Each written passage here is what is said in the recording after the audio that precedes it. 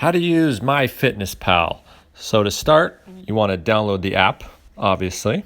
So get that on your phone, and when you click it, this is going to be how your home screen looks. So up at the top, it's going to show you your calories for the day, then some recipes and advertisements, all that. These are one of my old clients from San Diego. So when you first log in, it's going to maybe look a little different because it's going to have you enter your weight, what your goals are, things like that. For right now, you can totally ignore that, but you can always change it in the future by clicking on the bottom right where it says more. Go ahead and click that. So this is kind of like your profile here. And if you click on goals, the fourth one down, that's actually where you're going to be able to customize your calories once we get a baseline of where your metabolism's at. So under nutrition goals, you can go ahead and click that. So you click calories, carbs, proteins, and fat goals. And this is where you can adjust it. So I just shot another video where I changed my calories down to 1,800, but I didn't like the video, so I'm reshooting it. So let's just say 1,500 calories is what your benchmark is going to be.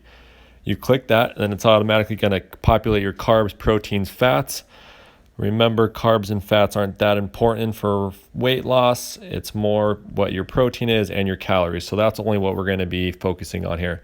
So say you want to hit 110 grams of protein. So you got to adjust the protein here. So let's see what 15% gives you. So this is only bottom right. You see it's 75%. You got to make sure everything evens out here. 9,500. All right, so that's 56 grams. I was way off. Let's go 30%.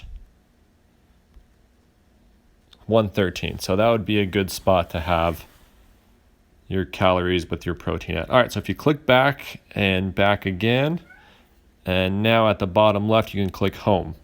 So how do you add certain foods here?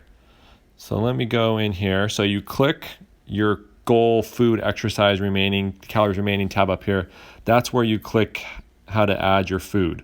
So if you click that, it's going to show you breakfast, lunch, dinner, snacks. Up at the very top, it'll show you what day it is. So I actually had clicked onto tomorrow. So I'm going to click on today and delete all these just by swiping over. So I can re-show you how to do this. Okay, so we got a fresh day, 1,500 calories. So let's start with breakfast. So if you click add food, once you start tracking for a while, it gets super easy because it's all going to be in your history. So like a lot of little breakfast foods here, bread, eggs, avocado, Starbucks, things like that. So to start, you probably want to have all of this. So what you have to do is click search for a food.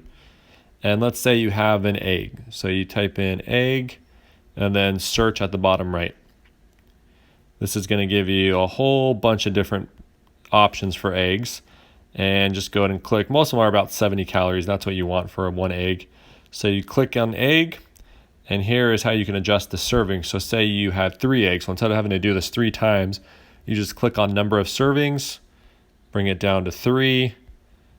Boom, you got your 3 eggs, hit the check mark, and it's in, and then it's saved for future references.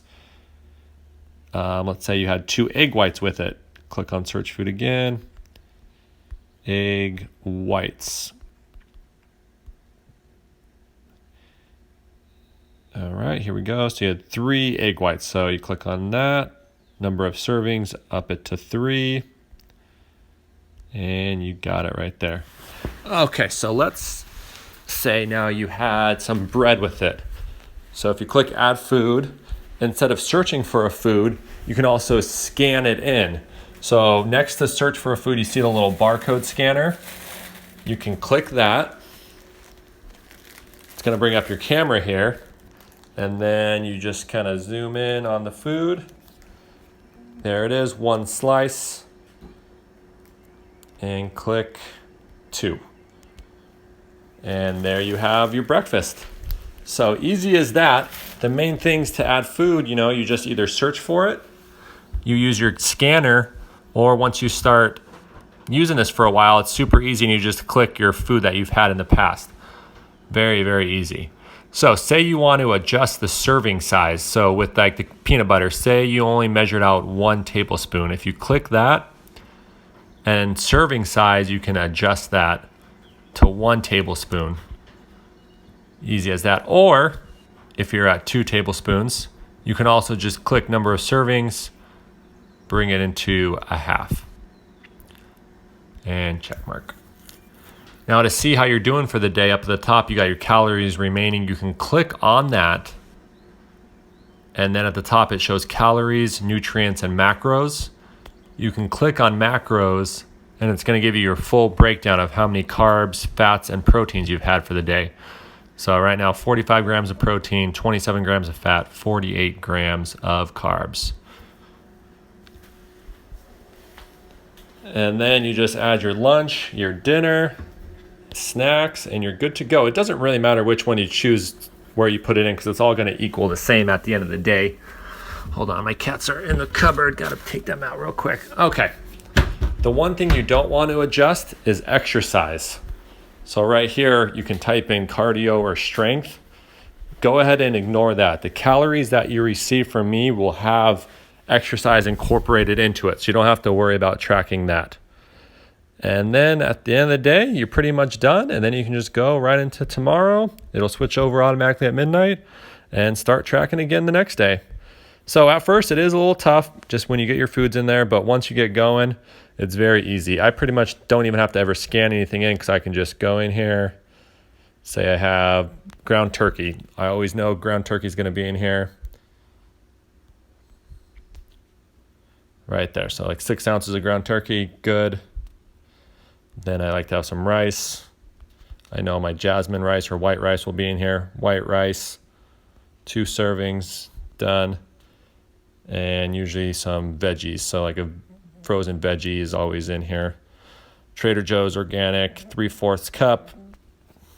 Boom. Easy as that. I have my lunch. Took me 30 seconds. So it gets very easy once you have your foods in there.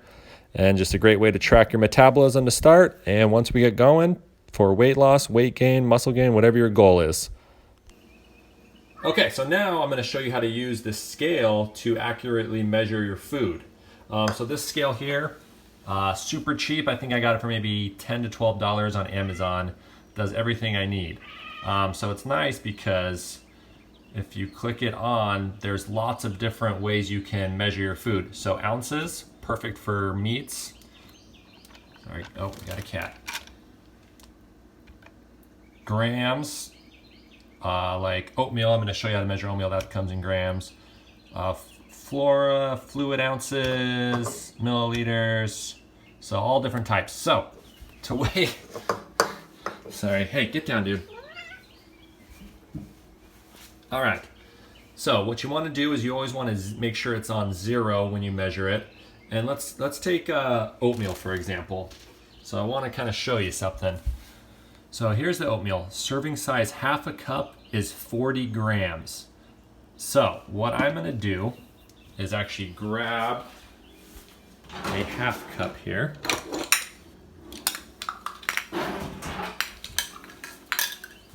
Put it on here.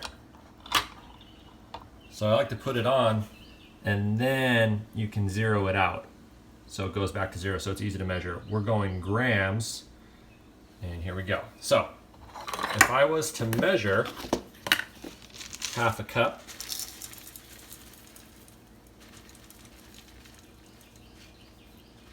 all right, so you can do that, and then you throw it on. So 49 grams. So actually, see, it's a little bit more. So that's why it's important to use the scale here to measure the food.